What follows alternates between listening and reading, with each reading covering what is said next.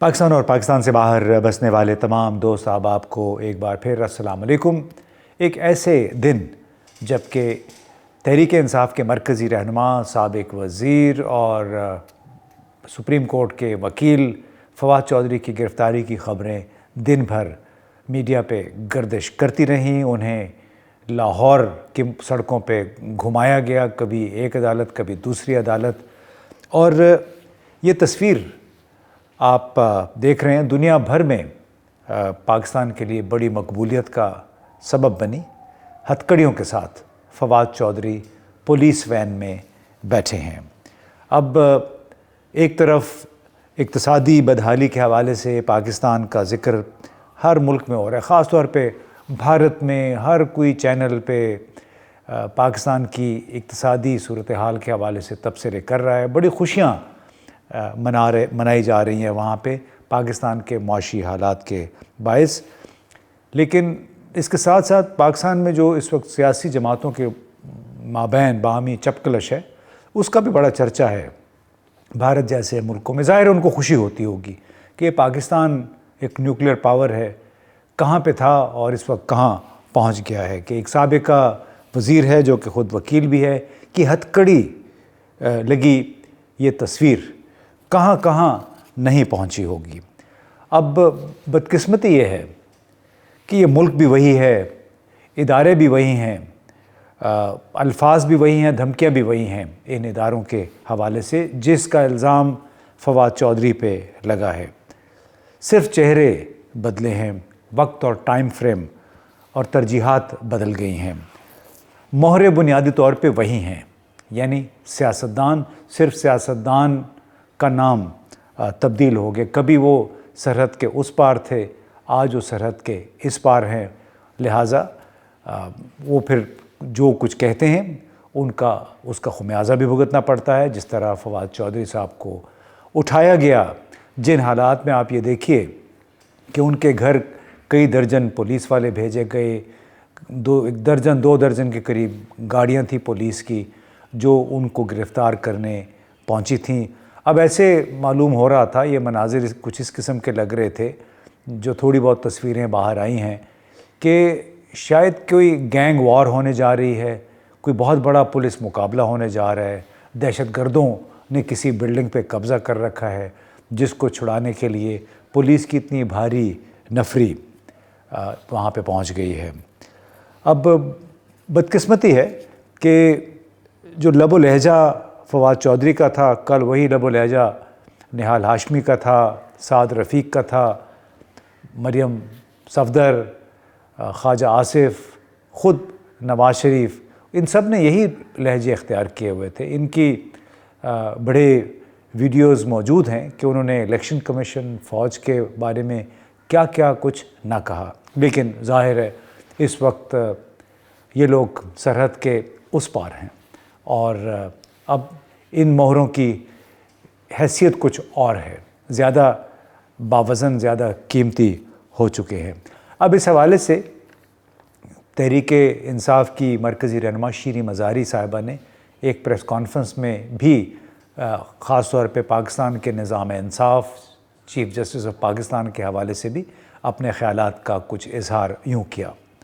Contempt میں ہے پورا الیکشن کمیشن، جواب دینا election commissioner, chief election commissioner, کہ کیوں نہیں اب ان پہ کنٹیمپٹ کا چارج لگایا جا رہا۔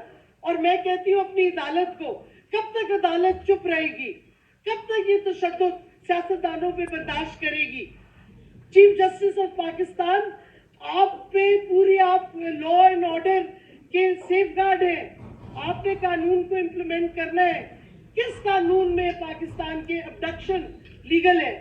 آپ اس پہ کیوں نہیں کچھ بول رہے؟ ہم اپنی عدالت کی بہت عزت کرتے ہیں، لیکن خدارا کب تک آپ چپ کر کے بیٹھیں گے اور آپ انصاف نہیں کریں گے؟ قانون کی دھجیاں اڑتے ہوئے دیکھ رہے ہیں اور آپ کچھ نہیں کر رہے۔ یہ کیا آپ کر رہے ہیں؟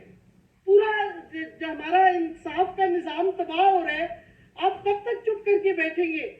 چیف جسٹس صاحب، بڑے عزت سے میں آپ کو کہہ رہی ہوں کہ وقت آ گیا ہے کہ آپ کھڑے ہوں اور یہ جو انصاف کی اور قانون کی دھجیاں اڑائی جا رہی ہے، یہ ریاست جو دھجیاں اڑا رہی ہے، पीडीएम की हुकूमत जो उड़ा रही है इस पे एक्शन ले। और दोस्तों, बात सिर्फ यहीं तक नहीं ठहरी, बल्कि पीपल्स पार्टी के साबिक सेनेटर मुस्तफ़ा नवाज़ खोखर ने भी अपने एक ट्वीट बयान में ये कहा कि फवाद हुसैन की गिरफ़्तारी करवाने से इलेक्शन कमीशन की रही सही कसर को भी नुकसान पहुंचेगा, और जब तौहीन इलेक्शन कमीशन का इख्तियार इसके पास था तो पुलिस को क्यों भेजा फवाद हुसैन की गिरफ़्तारी के लिए।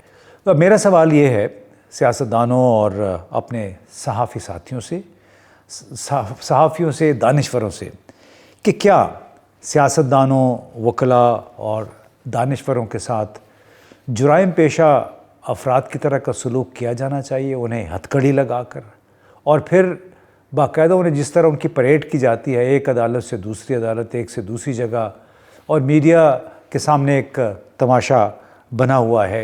क्या ये लोग दहशतगर्द होते हैं? क्या ये जुराइम पेशा अनासिर हैं कि जिनके भागने का या जिनको छुड़ाने का ख़तरा होता है, जिसकी वजह से दर्जनों पुलिस एहलकार सिर्फ एक शख्स की हिफाजत पे मामूर होते हैं और उसको इस अंदाज़ में ट्रीट करते हैं जैसे कोई अनजानी वो शख्सियत है, कभी उसका पाकिस्तान के जो गवर्नेंस स्ट्रक्चर्स हैं पाकिस्तान की हुकूमत के साथ या पाकिस्तान की पार्लियामेंट के साथ कोई ताल्लुक़ नहीं रहा। क्या हमारी किस्मत में यही लिख दिया गया है कि हमारी यही पहचान होगी कि हर दूसरे तीसरे दिन, दूसरे तीसरे महीने कभी शहबाज गिल, कभी आज़म स्वाति, कभी अरशद शरीफ, कभी अम्माद यूसुफ जो ARY से मुतालिक सहाफ़ी, उनके ऊपर भी गद्दारी का और ना जाने क्या किन किन इल्ज़ामात में मुकदमा चल रहा है।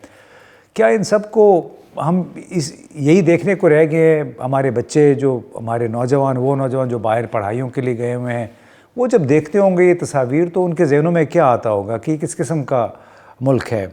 और क्या हमारी पुलिस और खुफिया इदारे सियासी बॉसेस के ईमा पर इसी भद्दे अंदाज में पाकिस्तान की शोहरत को दोबाला करते रहेंगे? कि नहीं किसी को पकड़ धक्कड़ की रात के अंधेरे में, नजम सेठी साहब को भी ऐसी एक दफ़ा रात के अंधेरे में 1999 में, अप्रैल 1999 की शायद बात है, उठा लिया गया था उनके घर से, रात को उनके बेडरूम में जाके पुलिस वाले चले गए थे। तो ये पाकिस्तान में ये कब तक होता रहेगा? यानी अगर आपको किसी से इख्तिलाफ है, उसके ख़िलाफ़ मुकदमा दायर करें, उनको समन करें, वो आके अपना जवाब दे। क्या उसको हथकड़ी लगाना ज़रूरी है? सियासी नज़रियात से, सियासी इख्तिलाफ़ात से कत नज़र, क्या 2023 में हम पाकिस्तान का तारुफ़ बैरूनी ममालिक में यूँ ही करवाते रहेंगे कि जनाब ये हमारे देखें साबका वज़ीर हैं, वकील भी हैं, इनको हमने हथकड़ी लगा दी है? ये उतनी ही बुरी बात है जितनी बुरी बात इरफान सिद्दीकी साहब को, निहाल हाशमी साहब को या और सहाफ़ियों को, शाहिद मसूद को हथकड़ी लगाना था मुकदमे के दौरान। ये किस किस्म का इजहार है और किस किस्म की रियासत है 2023 में? खुदारा इस मुल्क के शनाख्त पे, इस मुल्क के इमेज पे कुछ तरस खाइए और आपके ज़ाती इख्तिलाफ़ात, सियासी या नज़रियाती इख्तिलाफ़ात को कत नज़र, लेकिन उसकी खातिर इस मुल्क के इमेज को, इस मुल्क की शनाख्त को बर्बाद न करें।